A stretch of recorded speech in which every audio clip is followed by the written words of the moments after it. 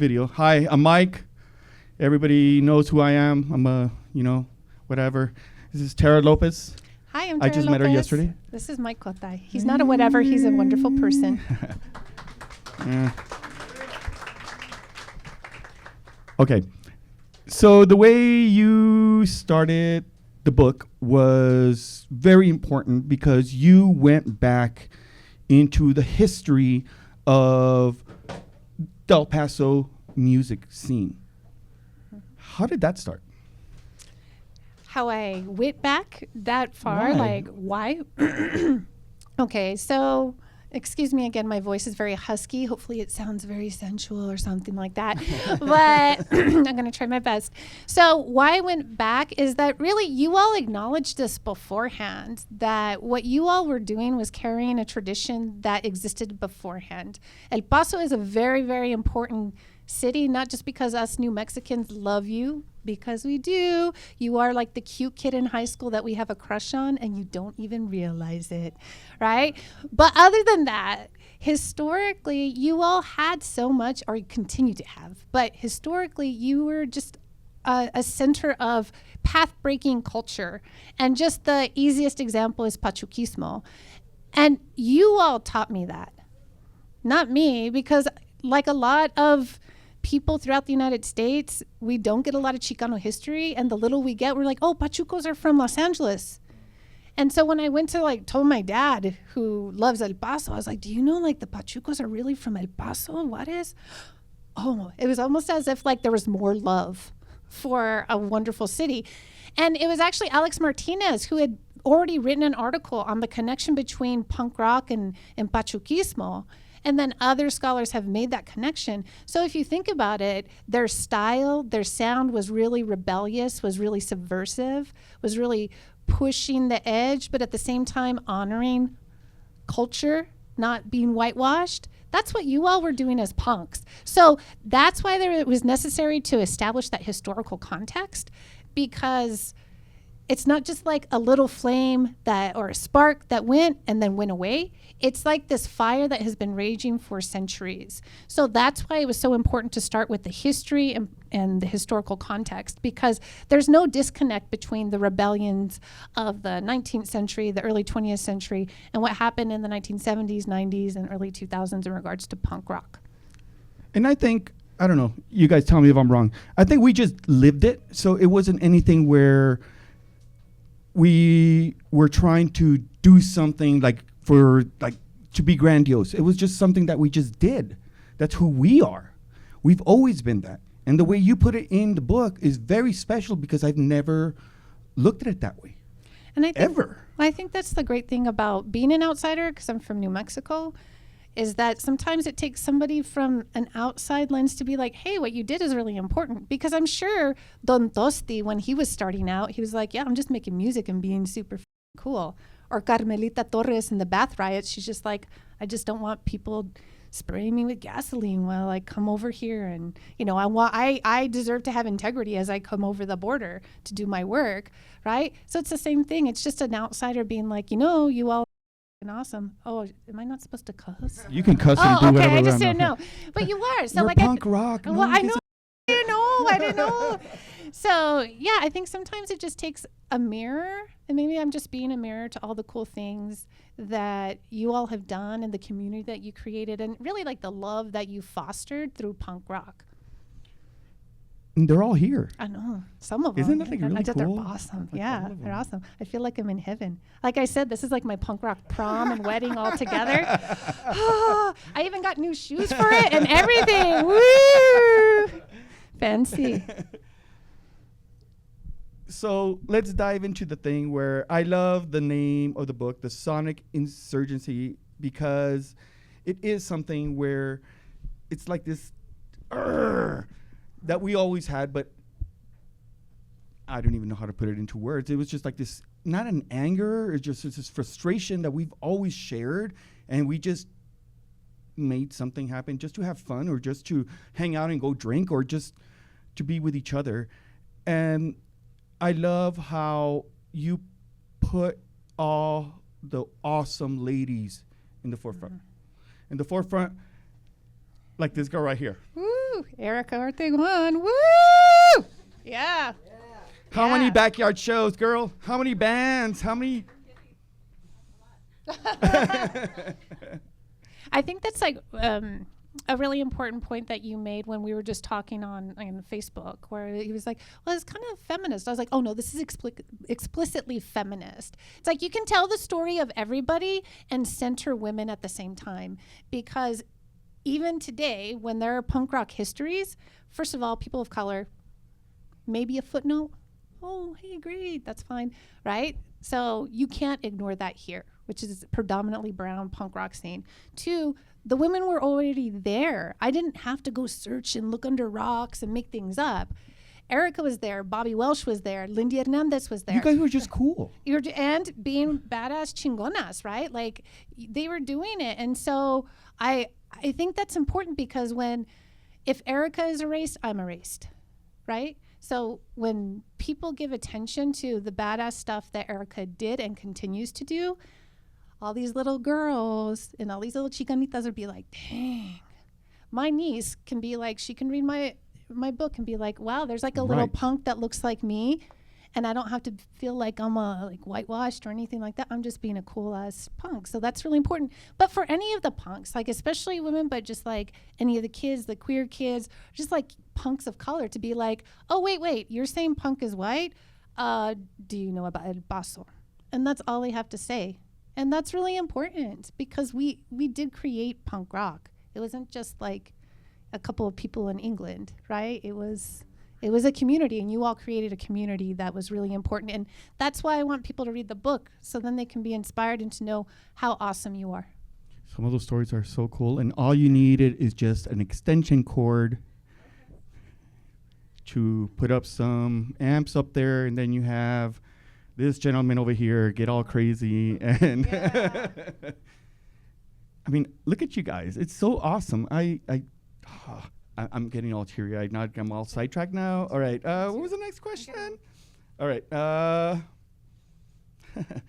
So I like the way that you broke it down to in the book, where let's go back. You talked about the El Paso music history that we had in the 50s, and then we had that first wave of, how you put it, of punk rock with Teenage Popeye and what's the other guy?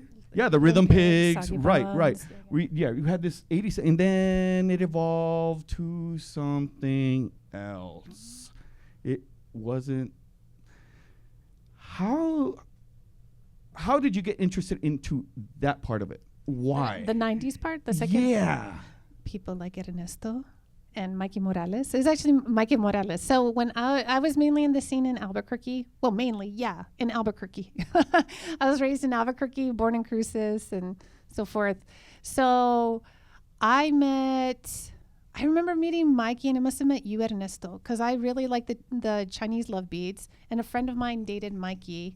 And it is true. Mikey would take me home when I was drinking, because he knew how to drive stick shift, and I had a pickup truck.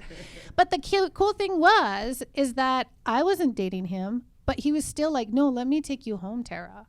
That's super punk rock. Well, and that's so Mikey Morales. Yeah. I think in the community within us, we've always been gentlemen. We've always been someone that stood up for what's right.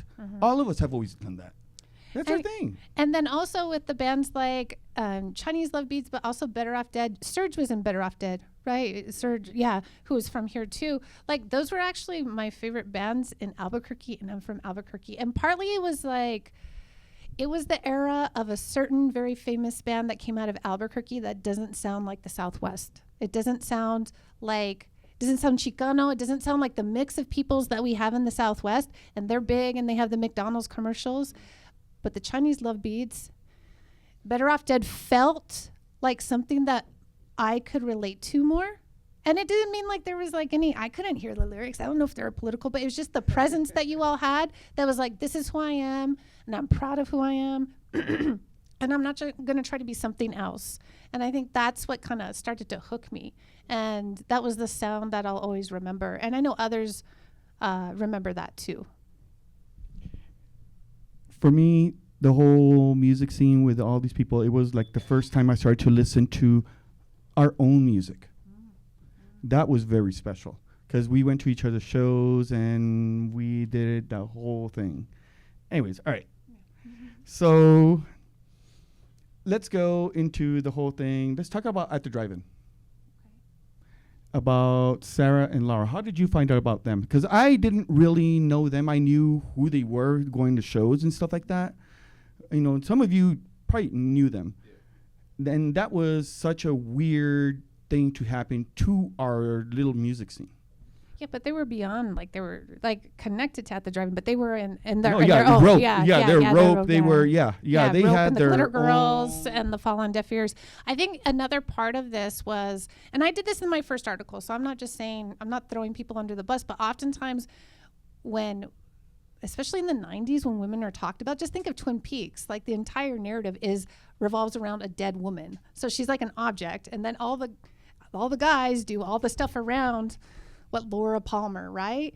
And I felt like with those two women who could have been me, right? Because they were around my age, like, what about what their lives were about? So I was lucky enough to talk to people, but then also Deanna Montoya, she had a scan of one of their zines. Mm-hmm.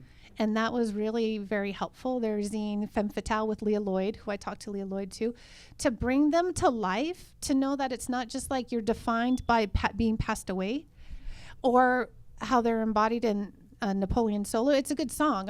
And it's a very honorable song, but like they did so much, right? They did so much. They lived lives. They were complex. They were really out there to support other girls in the scene. So that was really important to me to make sure that they stood on their own aside from what happened to them. That's who they were. And that's what I remember of them because they were those punk rock girls, just like everybody else here. But yeah, that's what I remember about them.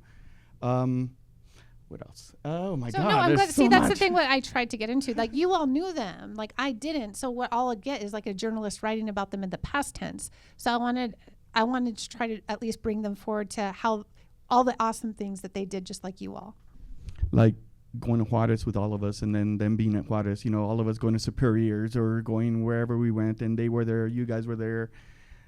That whole thing was freaking weird, and it was a lot of fun, and I can't tell you how the gratitude I have. Like I'm trying not to cry because what you've done, and just to see you people here, all of you, not people, just what you've done and bring it to life and putting it to, you're making it different. I've never seen it that way. I was just there just to hang out. And the way you put it together, pretty freaking awesome, man. Thank you. That's what so for me, like, it's like I've written another book and I'm going to start another book with Mike Tapia. ¿Dónde está? Se fue. Mike Tapia's written a really great book on the gangs of El Paso, Juarez. And now he's invited me to write a book about New Mexico. So it's interesting, which is really great. But there is so much more to be done. And I know you all will continue to do more things and hopefully write more encyclopedias on this music community because there's so much more to be done. But just know that I did it with todo mi corazón, because I would have you all behind me. I'd be writing, I'm like, oh my gosh, there's Ernesto or there's Erica. Oh my gosh. Like, I had to do the best that I could, because 2 years ago, I had a full manuscript really long. My editor was like, it was like a breakup email. Hi, Tara. This is very scholarly, and I don't know if you want to go to another press. I understand. And I was just like, no, I'll put my big kid pants on. Just tell me what to do. And he's like, you need to write it for other people so people can read it outside of these academics. And who counseled me? The little Angel, Mikey Morales. He comes back again. And he tells me, he's like, hey, Tara, your article was really good because I wrote an article about this. He's like, but it was really academic and not a lot of people could really get into it because it had all that, academic jargon, right? And I know Mikey, he's like my consejero or something. And Mikey's like, everybody's consejero at one point. Yeah. And so he's like, just listen to your editor and like make it available. So the stories, he's like, there's so many good stories, Tara. Just start with their stories. You have a ton of the stories. So mainly a lot of the work I did was to like a lot of it was like a year ago, I was working 6 days a week in my office in Minnesota, typing, printing, marking out, printing, like, and then also bugging all of you. Can you tell me another story? Is this story correct? What's their name? What's your mom's name? Like all these little things and like you all put up with it. You all put up with it because it mattered to me, because it had like, this is the most meaningful piece of work that I've ever done. And it's changed my life too. I think anybody who writes a book, and even though academics are seen as like really distanced, but I think a good academic, they're changed by what they do. You all have made me a better person. That's definitely the case, because what you've done to me, you're going to do once people start reading this book throughout the world. They're going to be like, damn, I need to like up my ante and freaking work full time and then play in bands and DJ all the time. I don't do that. Sorry, I go to bed. We all still do. You all do badass stuff, and you did badass stuff. So it's going to resonate, and that's what you all deserve. And it does. It affects me very emotionally. But right now, like I need to like act like I can't do it because you're making me. Don't make me cry. But yeah, you all mean a lot to me. Even if I never met you, you all mean a lot to me. And I am hoping, definitely there are certain people that I hope I continue to be friends with my entire life, because you've changed me. And you've also changed like how a lot of New Mexicans that don't have what you all have here, like you've changed the way they see themselves too. Or even when I teach up in Minnesota, like anytime I talk about El Paso, they're like really interested. I'm like, really? You like this? I love this, but you love this? They write reports and zines on you all. And I'm like, yeah. And we still all hang out. Look at us. I know, look at this. And you do this. This is like punk infrastructure. Like this is a really good press. You guys deserve the best press in Texas. And me as a New Mexican, I'm like, yeah, what's more important than Austin? El Paso, because the press is out of Austin. But this is a really top-notch press. And you guys, ustedes merecen lo mejor. Y tienen lo mejor, right? So I want you to know that I never did it with any type of like offhandedness. No, all the stories in there are like, yeah, I've lived some of the stories and I've heard some of the stories from everybody, because we all talk about each other and we all talk to stories, and it's in there. It's like trippy because there's way more. Oh yeah, there's totally more. There's like way more stories. And that's the great thing. There's like a next step that you all need to take. But I would never write about the scene in Albuquerque, because it sometimes takes an outsider, because it's good that I don't know about the rivalries or anything like that. We're all friends still now. We all meet up with each other. You all meet up now, but like I just, it's like mitote, and like the stuff in Albuquerque, I would think I would be like biased, and I tried to not be biased. There is a lot of focus on the Lower Valley, but that's because like this is when Ernesto Ibarra was really the key person. When I put the shout out on Facebook, I remember I think Phil said, Ernie said, just talk to her. And he was like, no, I don't want to. And you convinced people. So it was really great. And then you started the ball rolling. And then hopefully I gained your trust and I earned your trust. And then I was able to talk to other great people. So I really am indebted to, especially Ernesto, who really was a big spark, and I'm glad you have faith. He is the jefe of air. Yeah. Woo. We all know it. Yeah. El Padre. Yeah. Wait, rightfully with so. those sunglasses, Ernesto? Yeah, I could see it. Well, I just want to say thank you again, because like, people are like, oh, how are you going to advertise things and how are you going to do it? I'm just like, there's like a punk infrastructure. That's one thing that transcends El Paso, is there's this like punk community. Like I can talk to somebody from like Boston and be like, oh, you love Fugazi and Bikini Kill? We're family. Fugazi. Yeah, there's a family, and I really appreciate that you all extended your trust and the family. Thank you. Like, I know from everybody, we are so appreciative of somebody doing something and putting it out there. Well, I'm appreciative to all of you for you being open enough and trusting me enough to do the best that I can to honor your stories. And then hopefully you all create more stories and write encyclopedias on all that's happening in El Paso, because it's just still not going to be enough even then. So thank you.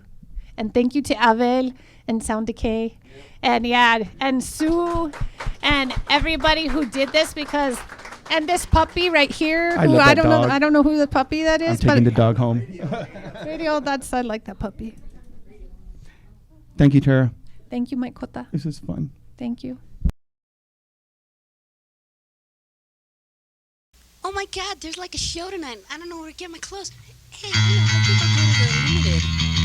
Fuck you, trendy bitch.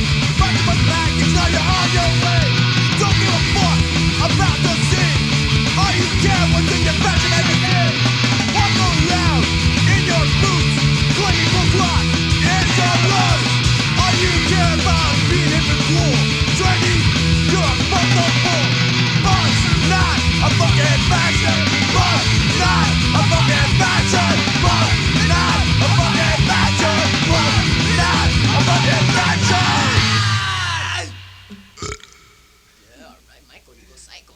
Michael, psycho.